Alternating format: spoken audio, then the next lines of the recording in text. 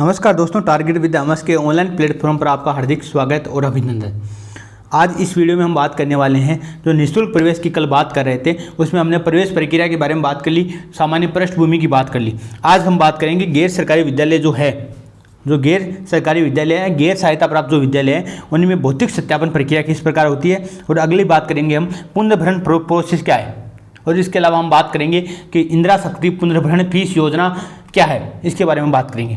तो पहली बात तो हम बात कर लेते हैं कि गैर सरकारी विद्यालयों में भौतिक सत्यापन प्रक्रिया क्या होती है, फिजिकल वेरिफिकेशन क्या होता है। तो भौतिक सत्यापन हेतु कार्यालय क्या कार्य करते हैं, तो कार्यालय क्या कार्य करते हैं, तो पहला कार्य करते हैं सत्यापन दलों का गठन किया जाता है। मतलब भौतिक सत्यापन कौन करेंगे, सत्यापन दल करेंगे। सत्यापन दल का गठन कौन करेगा, तो आपकी जिला शिक्षा अधिकारी जो प्राथमिक शिक्षा और जिला शिक्षा अधिकारी माध्यमिक शिक्षा। वही बात आप बार बार देखो, जिला शिक्षा अधिकारी, जिला शिक्षा, जो प्राथमिक शिक्षा और माध्यमिक शिक्षा आएगा। इसका मतलब आपको समझना है, प्राथमिक शिक्षा के लिए अगर विद्यालय है तो प्राथमिक शिक्षा वाला, माध्यमिक शिक्षा का विद्यालय है तो माध्यमिक शिक्षा वाला करेगा। तो अपने अपने परिक्षेत्र में, मतलब जो जिला शिक्षा अधिकारी अपने अपने परिक्षेत्र में गैर सरकारी विद्यालयों की संख्या के आधार पर सत्यापन दलों का गठन करेंगे। मतलब जितने विद्यालय होंगे अपने परिक्षेत्र में, मतलब जैसे जिला शिक्षा अधिकारी के अंडर में 20 विद्यालय आ रहे हैं, कितने विद्यालय आ रहे हैं, तो 20 विद्यालय आ रहे हैं। तो आपको पता होगा एक सत्यापन दल को 3, आपके लिखा है देखो, 3 विद्यालय आवंटित किए जाते हैं। एक सत्यापन दल को 3 विद्यालय, मान लो 21 विद्यालय आ रहे हैं तो 7 सत्यापन दल बनाएगा। कितना बनाएगा, 7। मान लो 20 आ रहा है तो भी आपके 7 का गठन करेगा। तो एक पहली बात तो कौन करेगा, तो जिला सत्यापन दलों का गठन कौन करता है, तो आपको ध्यान रखना है जिला शिक्षा अधिकारी, डिस्ट्रिक्ट एजुकेशन ऑफिसर। ठीक है। दूसरी बात लिखा गया है कि सत्यापन दलों का गठन कैसे किया जाता है, तो आपको ऑनलाइन तरीके से किया जाता है। प्रत्येक दल में 2 सदस्य होंगे। कितने सदस्य होंगे, मतलब एक सत्यापन दल में कितने सदस्य होते हैं, 2 सदस्य होते हैं। एक तो होगा उस विद्यालय से, और दोनों सदस्य ध्यान रखना एक ही विद्यालय से चुने जाते हैं। मतलब ये नहीं है एक विद्यालय इस विद्यालय का ले लिया, एक इस विद्यालय का, मतलब वही शिक्षा विभाग के कार्मिक होते हैं, उन्हीं विद्यालयों में पढ़ाने वाले टीचर होते हैं, लेकिन आपके एक ही विद्यालय से चुने जाएंगे दोनों सत्यापन। एक सत्यापन दल को अधिकतम 3 विद्यालय आवंटित किए जाएंगे। कितने होंगे, 3 विद्यालय। मतलब सत्यापन दलों का गठन कौन करेगा, जिला शिक्षा अधिकारी। सत्यापन दल में कितने मेंबर होंगे, 2 सदस्य।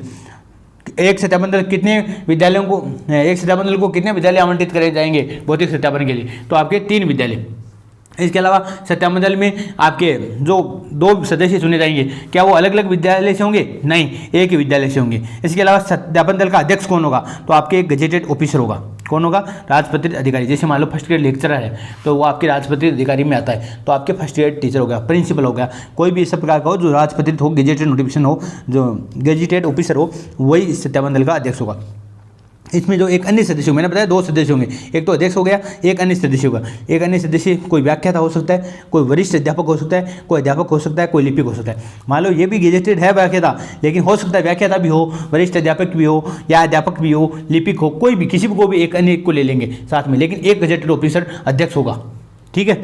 इसके अलावा प्रारंभिक शिक्षा में पर्याप्त संख्या में राजपत्रित अधिकारी, मतलब आपको पता होगा जो पहली से 8वीं है उसमें राजपत्रित अधिकारी इतने उपलब्ध नहीं है, तो राजपत्रित अधिकारी गेजेटेड ऑफिसर उपलब्ध नहीं है। उस स्थिति में क्या करेंगे, तो अध्यक्ष होगा प्रधानाचार्य या प्रधानाध्यापक या व्याख्याता। मतलब अध्यापक कौन किसको लेंगे, तो अध्यक्ष किसको बनाएंगे, तो या तो प्रधानाचार्य को बना देंगे, या जो प्रधानाध्यापक उसको बना देंगे, या व्याख्याता ले लेंगे। कहाँ से लेंगे, माध्यमिक शिक्षा से लेंगे, क्योंकि इनके पास उपलब्ध नहीं है तो क्या करेंगे, माध्यमिक शिक्षा से लेंगे। इसके अलावा अन्य सदस्य जैसे प्रधानाध्यापक है उच्च प्राथमिक विद्यालय का, या कोई अध्यापक हो सकता है। मतलब ये प्रधानाचार्य, प्रधानाध्यापक और व्याख्याता लेंगे, वो तो लेंगे माध्यमिक शिक्षा से, लेकिन जो प्रधानाध्यापक उच्च प्राथमिक विद्यालय का है, किसका, 8वीं कक्षा का जो प्रधानाध्यापक है उसको अध्यक्ष अन्य सदस्य बना देंगे, और एक किसी अध्यापक को बना देंगे। तो 8वीं कक्षा तक कोई अध्यापक पढ़ा रहा है लेवल 2 या लेवल 1 का, उसको क्या करेंगे, अन्य सदस्य बना देंगे। तो आपके अध्यक्ष किसको बनाएंगे, प्रधानाचार्य होगा गजेटेड ऑफिसर, ये ध्यान रखना। इसके अलावा दल गठन के समय यथासंभव दल सदस्यों के पद स्थापन के ब्लॉक के में ही गैर सरकारी विद्यालय स्थापना हेतु दिए जाएंगे। ये ध्यान रखना कि दल गठन के समय जितना संभव हो सके उस दल के जो सदस्य हैं उनके जो पद स्थापन है, मतलब उसका जो कार्य है वो आपके जो ब्लॉक है उसी में दिया जाएगा जिस ब्लॉक में उसकी ड्यूटी है। मतलब कोई विद्यालय जिस ब्लॉक के अंतर्गत स्थित है उसी ब्लॉक के आपके, जैसे मान लो उसी ब्लॉक के जितने भी विद्यालय हैं उनमें से कुछ विद्यालय आवंटित किए जाएंगे, 3 विद्यालय, ये ध्यान रखना। इसके अलावा विशेष सत्यापन दलों का गठन भी किया जाता है। एक तो सत्यापन दलों का गठन, एक विशेष सत्यापन दल, जिला शिक्षा अधिकारी करेगा ये भी। और ये दल विद्यार्थियों की संख्या का 1%, जो विद्यालय है टोटल जितने भी विद्यालय है उनका 1%, कितना, 1%, या 20 विद्यालय जो भी अधिकों का अनिवार्य रूप से सत्यापन करेंगे। जैसे मान लो आपको मैंने बताया 39,000 विद्यालय, कितने हैं, 39,000, इनके एक विद्यालय कितना होता है, 1% कितना होता है, तो 1% होता है 390, कितना होता है, 390। अब देखो अब 390 कितना है, 1%, 390, तो 390 सत्यापन। अब 390 में ध्यान रखा 390 है टोटल, ये 390 1% है, 1%, एक मतलब 390 विद्यालयों का ये सत्यापन करेंगे। अब आपको पता होगा एक सत्यापन दल कितने का करता है, 3 का करता है, तो मतलब 130 के आसपास ये बनेंगे विशेष सत्यापन दल।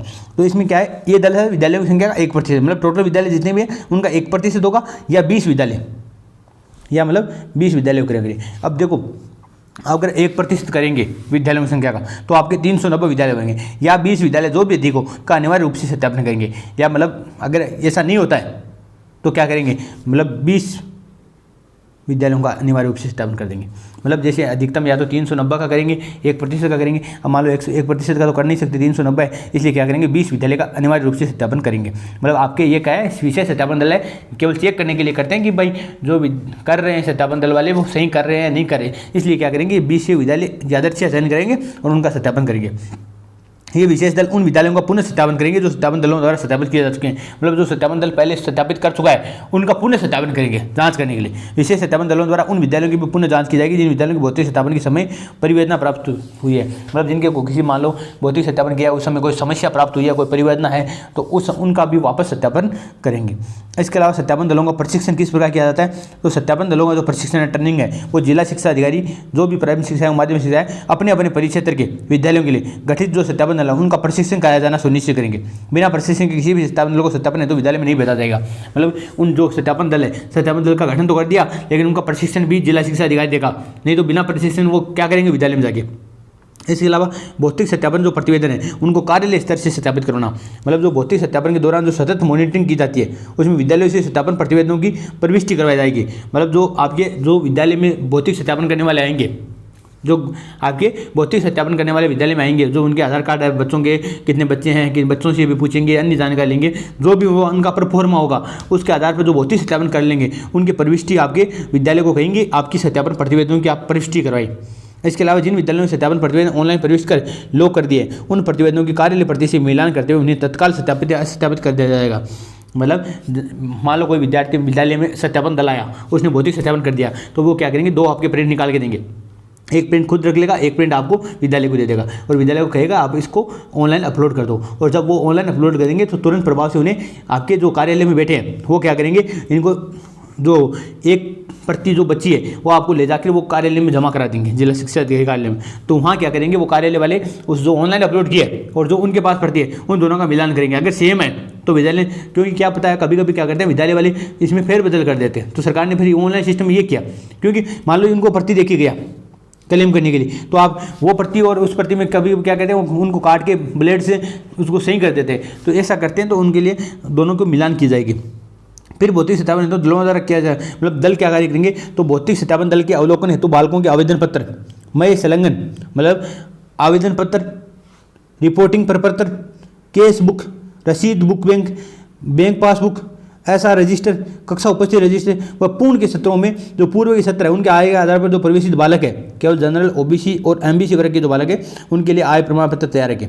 मतलब आपके जो विद्यालय है भौतिक सत्यापन हेतु जो दल आएंगे उसके लिए आपको विद्यालय को ध्यान में रखना है, आपके जो जितने भी वर्क बुक है, ऐसा रजिस्टर है, कक्षा उपस्थिति रजिस्टर है, केस बुक है, रसीद बुक है, बैंक पास बुक है, वो सब आपको तैयार रखनी है। इसके अलावा आरटी 2009 अधिनियम की धारा जो धारा 3 है उसके तहत उक्त समस्त सूचनाएं विद्यालय द्वारा उपलब्ध कराया जाना बाध्यकारी है। मैंने आपको बताया था 8/2009 बताया, और आज कल भी क्लास अब शुरू की थी उसमें बताया था कि धारा 12 की जो 3 है उपधारा 3 है उसमें कहा गया है कि प्रत्येक विद्यालय समस्त सूचनाएं आपके राज्य सरकार को उपलब्ध कराएगा, तो ये बाध्यकारी है उसके लिए। अगर सूचनाएं उपलब्ध नहीं कराएगा तो उसको फिर इसका पुनर्भरण नहीं किया जाएगा। इसके अलावा भौतिक सत्यापन प्रतिवेदन में प्रविष्टि जो विद्यालय की स्थिति है, मतलब स्थिति विद्यालय का लोकेशन क्या है, कक्षा स्तर क्या है, मान्यता क्या है, एंटर कक्षा क्या है, आयु पॉलिसी की ध्यानपूर्वक जांच करने के बाद इनको सत्यापित करेंगे। जो भौतिक सत्यापन दल आएगा वो क्या क्या कार्य करेगा ये आपको बता रहा हूँ। तो इसमें सामान्य सी बातें हैं, भौतिक सत्यापन दल द्वारा विद्यालय में से किसी भी दस्तावेज की छाया प्रति देने की मांग नहीं की जाएगी। मतलब कोई भी ये भौतिक सत्यापन दल वाला ये नहीं कह सकता कि इसकी फोटोकॉपी लाओ, उसके जो डिटेल दी गई है वही डिटेल चेक कर सकता है, फोटोकॉपी की मांग नहीं की जाएगी। दूसरा, नई निरीक्षण प्रतिवेदन के साथ संलग्न की जाएगी। मतलब जो निरीक्षण प्रतिवेदन बनाएगा, एक परफॉर्मा होता है निरीक्षण प्रतिवेदन, वो जो बनाएगा तो उसके साथ आपको फोटोकॉपी लगाने की आवश्यकता नहीं है। भौतिक सत्यापन दल जो भी रिकॉर्ड अवलोकित किया जाए उसके प्रत्येक पृष्ठ पर अपने हस्ताक्षर व दिनांक अंकित की जाएगी। मतलब जो भी आपके जो निरीक्षण प्रतिवेदन तैयार करेगा उसमें आपको जो अगर मान लो जिसने अवलोकन कर लिया है तो उसके बाद क्या करेगा, उस पर नीचे हस्ताक्षर और दिनांक अंकित करेगा। इसके अलावा सत्यापन प्रक्रिया पूर्ण होने के बाद सत्यापन दल के अध्यक्ष द्वारा, किसके द्वारा, अध्यक्ष द्वारा निरीक्षण रिपोर्ट की एक प्रति निरीक्षण के दिन ही, मतलब जिस दिन भौतिक सत्यापन करने आ रहे हैं उसी दिन ही संबंधित संस्था प्रधान या प्रभारी है उसको प्राप्ति के हस्ताक्षर प्राप्त कर, मतलब उसके आपके जो संस्था प्रधान है, जो हेडमास्टर है स्कूल का, प्राइवेट स्कूल का, उससे आपके साइन करवाएंगे और साइन करवा के उनको उपलब्ध करा देंगे कि भाई आपने ये प्रति है वो प्राप्त कर ली है, इसके हस्ताक्षर करवा के उनको प्रदान कर देंगे। और दूसरी प्रति संबंधित डीईओ, डिस्ट्रिक्ट एजुकेशन जो ऑफिसर है उसके कार्यालय में जमा कराएंगे। मतलब जो भी सत्यापन दल आएगा वो एक प्रति तो दे देगा उनको, प्राइवेट विद्यालय वाला वो एक दे देगा डिस्ट्रिक्ट एजुकेशन ऑफिसर में। सत्यापन द्वारा उपलब्ध कराए गए निरीक्षण प्रतिवेदन को गैर सरकारी विद्यालय तत्काल आरटी पोर्टल पर अपलोड करना है। मतलब ये जो आपको जो देकर गया है निरीक्षण प्रतिवेदन की एक प्रति, तो उसको आपको आरटी पोर्टल पर सरकारी जो निजी विद्यालय है उनको आपको आरटी पोर्टल पर अपलोड करना है। इसके अलावा स्कूल शिक्षा एवं साक्षरता विभाग एमएचआरडी मंत्रालय भारत सरकार नई दिल्ली, स्कूल शिक्षा एवं साक्षरता विभाग जो भारत सरकार का है, एमएचआरडी मंत्रालय है नई दिल्ली में, उसके तहत जारी अधिसूचना के अनुसार आरटी की धारा 12(1) गए के दत्त विद्यालय में अध्ययनरत समस्त बालक बालिकाओं वर्तमान सत्र में नवे प्रवेशित पूर्व सत्रों के क्रमोन्नत, मतलब अभी जो वर्तमान में जो चल रहे हैं या जो पूर्व से क्रमोन्नत हुए हैं, मतलब जैसे मान लो पहली कक्षा में जब प्रवेश दिया गया था वो विद्यार्थी मान लो अब 5वीं कक्षा में आ रहा है, 7वीं कक्षा में आ रहा है, तो वो विद्यार्थी भी आधार कार्ड की फोटोकॉपी अथवा आधार कार्ड है तो नामांकन रसीद की फोटोकॉपी लिया जाना अनिवार्य किया गया है। मतलब एमएचआरडी मंत्रालय ने ये अनिवार्य कर दिया है कि आधार कार्ड की प्रति तो आपके पास होनी चाहिए, या आधार कार्ड की प्रति हो या आधार कार्ड का अगर आपने नामांकन करवा दिया है तो उसकी रसीद की फोटोकॉपी भी दे दो, ये तो आपको लेना आवश्यक है। आधार कार्ड की फोटो तो आपको लेना ही आवश्यक है। यदि ये भी सुनिश्चित करें कि प्रवेशित बालक बालिका प्रवेश के बाद लगातार विद्यालय में आ रहा है, तो भौतिक सत्यापन वाला ये भी चेक करेंगे कि वो लगातार विद्यालय में तो आ रहा है तथा इनका अन्य किसी विद्यालय में प्रवेश तो नहीं हुआ है। मतलब कभी कभी क्या होते हैं वो विद्यालय वाले टीसी नहीं काट के देते और उसका भौतिक सत्यापन मतलब आरटी का फायदा लेने के लिए अन्य विद्यालय में प्रवेश ले लिया उस विद्यार्थी ने, फिर भी उनको आपको क्या करेंगे वहाँ पर आरटी चलाते रहेंगे। तो ये भी आपके इसमें कहा गया है कि वो चेक करेंगे। वो विद्यार्थियों से जाकर भी पूछ सकते हैं कि जो विद्यार्थी है वो आ रहा है या नहीं आ रहा है, या इसके अलावा वो भी ये भी पूछ सकते हैं कि जो जब जरूरी नहीं है कि वो 25% वालों का ये अवलोकन करेंगे, वो जो शेष 75% है उनका अवलोकन भी करेंगे, ताकि कभी कभी क्या है मान लो 40 विद्यार्थी है ही नहीं फिर भी 10% का, जैसे 25% का आरटी के साथ 10 विद्यार्थियों को आपके प्रवेश ले रखा है और उसमें विद्यार्थी 30 ही है, तो ये भी सत्यापन करेंगे, ध्यान रखना। फर्जी नाम नहीं चला सकता। सत्यापन दल विद्यालय के अभिलेखों की सावधानीपूर्वक जांच कर विद्यालय द्वारा अन्य बालकों से ली जा रही फीस का सत्यापन भी करेंगे। ये भी डिसाइड करेंगे कि भाई अन्य बालकों से कितनी फीस ली जा रही है। हो सकता है मान लो उन्होंने आरटी के आपके वेब पोर्टल पर 7,000 फीस दिखा रखी है और बाकी विद्यालयों से मान लो विद्यार्थियों से आपके 5,000 ही ले रहा है, तो ये भी आपको सत्यापित करना है कि बाकी विद्यार्थियों से कितनी फीस ले रहा है, वही सरकार वहन करेगी। फिर इसके अलावा स्कूल शिक्षा विभाग राजस्थान सरकार जयपुर के आदेश 18/7/2019 में कितने 18/7/2019 का आदेश है, कब गए 18/7/2019 का ध्यान रखना, 18/7/2019 18 जुलाई 2019 का आदेश है। उसमें आरटी की धारा वो कब का था आदेश, मैंने पीछे एक आदेश बताया था 18/5/2020 का आदेश था, जिसमें आपके पहली कक्षा से और आय के आधार पर दुर्बल वर्ग का जो उल्लेख किया गया था वो 18/5/2020 का था। ये आदेश है 18/7/2019 का। इसमें आरटी की धारा 12(1) गए के अनुतहत गैर सरकारी विद्यालयों में जो 25% निःशुल्क सीट पर अध्ययनरत बालकों के भौतिक सत्यापन व सत्यापित बालकों की फीस के जो पुनर्ग्रहण कार्य है, मतलब जो फीस का पुनर्ग्रहण कार्य किया जाएगा वो कौन करेगा, तो जिला शिक्षा अधिकारी प्रारंभिक या माध्यमिक शिक्षा कार्यालय को आवंटित किया जाएगा। मतलब ये फीस पुनर्ग्रहण करने का काम कौन करेगा, तो इस आदेश के आधार पर 18/7/2019 के आदेश के आधार पर कौन करेगा, तो जिला शिक्षा अधिकारी। प्रश्न आ जाए कि फीस के पुनर्ग्रहण का कार्य कौन करता है, निःशुल्क विद्यालय जो निःशुल्क 25% सीटों पर तो निजी विद्यालय है उनका फीस का पुनर्ग्रहण का कार्य कौन करता है, तो आपके करते हैं जिला शिक्षा अधिकारी। इसके अलावा अगला जो पॉइंट आता है या जो अगला अध्याय आता है वो गैर सरकारी विद्यालयों में फीस के पुनर्भरण की प्रक्रिया क्या है, फीस का पुनर्भरण किस प्रकार किया जाएगा। तो ये आप ध्यान रखना कि भौतिक सत्यापन पूर्ण हो गया, उसके बाद सत्यापन रिपोर्ट की विद्यालय द्वारा ऑनलाइन प्रविष्टि तक कार्यालय द्वारा ऑनलाइन वेरीफाई किए जाने के बाद मैंने आपको बताया 2 प्रति होगी। एक प्रति क्या करेंगे, वो विद्यालय वाले आरटी पोर्टल पर अपलोड करेंगे और जब भी आरटी पोर्टल पर अपलोड की जाएगी तब वो क्या करेंगे, कार्यालय इसको क्या करेंगे, ऑनलाइन सत्यापित कर देंगे, ऑनलाइन वेरीफाई कर देंगे। और जब वेरीफाई हो जाएगी उसके बाद विद्यालय क्या करेंगे, वेब पोर्टल के माध्यम से पुनर्भरण हेतु दावा प्रपत्र क्लेम बिल जनरेट किया जाएगा। और ये मैंने आपको राजस्थान की नियमावली बताई, उस समय बताया था कि वो आपको दावा करेंगे, और दावा भी कब करेंगे ये भी मैंने आपको बताया था। तो आपको मैंने बताया था कि एक दावा किया जाता है आपके जो अगस्त माह में, और उसकी पुनर्बन कब होती है, उसकी पुनर्बन अक्टूबर में होती है। और एक दावा प्रपत्र जारी किया जाता है अप्रैल में, जिसका पुनर्बन कब होता है, तो उसका पुनर्बन होता है जून में। ये भी मैंने आपको बताया था, दावा प्रपत्र अगस्त में और अप्रैल में जारी किया जाता है। और दावा प्रपत्र पर विद्यालय के सक्षम अधिकारी, मतलब जो विद्यालय है, निजी विद्यालय है, उसके जो सक्षम अधिकारी है, जो संस्था प्रधान हो सकता है, कोई भी हो, मैं सील करवाकर इनकी 2 हार्ड कॉपी, कितनी हार्ड कॉपी, 2 हार्ड कॉपी संबंधित जिला शिक्षा अधिकारी को, जो भी प्राइमरी शिक्षा या माध्यमिक शिक्षा जिला शिक्षा अधिकारी है, उसके कार्यालय में रजिस्टर्ड एडी डाक से प्रेषित की जाएगी। किसके माध्यम से, एडी डाक के माध्यम से। तो रजिस्टर्ड एडी डाक है, उसके माध्यम से प्रेषित की जाएगी। प्राइवेट स्कूल वेब पोर्टल पर रजिस्टर्ड डाक प्रेषण की दिनांक व क्रमांक है ऑनलाइन फीड किए जाएंगे। इसके साथ देखो एडी डाक से आपको भेज तो दी 2 हार्ड कॉपी, लेकिन उसकी जो आपके दिनांक है एडी डाक की, और जो एडी डाक की जो क्रमांक है, वो आपको ऑनलाइन वेब पोर्टल पर डालनी है, ताकि वो आपके देख सके। इसके अलावा संबंधित जिला शिक्षा अधिकारी, प्राइमरी शिक्षा माध्यमिक शिक्षा कार्यालय इस प्रकार रजिस्टर्ड डाक से जो प्राप्त क्लेम बिल है, उसका एक अलग रजिस्टर में रिकॉर्ड संधारित करेंगे। मतलब जितने भी विद्यालयों से क्या आएगी, वो क्लेम आएंगे, उनको एक अलग रिकॉर्ड बनाएंगे, अलग रिकॉर्ड या अलग रजिस्टर है, उनमें रिकॉर्ड क्या करेंगे, संधारित करेंगे। जो विद्यालय क्लेम बिल जनरेट करते समय इस बात का भी ध्यान रखेगा, ये बात इंपॉर्टेंट लिखी गई है, ये समझने वाली बात है कि अगर मान लो कोई क्लेम बिल जनरेट कर रहा है, उस समय निजी विद्यालय को यह बात का ध्यान रखना है कि अगर मान लो उसने निःशुल्क भूमि, भवन या कोई यंत्र आदि में से कुछ आवंटन या निःशुल्क रियायती दरों पर प्राप्त हुए हैं, ध्यान रखना। मतलब कोई विद्यालय, मैंने आपको बताया था पहले कि कोई विद्यालय मान लो निःशुल्क भूमि आवंटित हो जाती है, किसी विद्यालय ने मान लो आपको जो सरकार से अनुदान लेता है, उसके आधार पर कोई भवन के लिए आपके पैसे ले लेता है सरकार से, या कोई यंत्रों के लिए पैसे ले लेता है, इंस्ट्रूमेंट के लिए, उपस्कर का मतलब होता है यंत्र, जो यांत्रिक सामान है, जो सुविधाएं हैं, उनके लिए आपके पैसे ले लेता है सरकार से रियायती दर पर।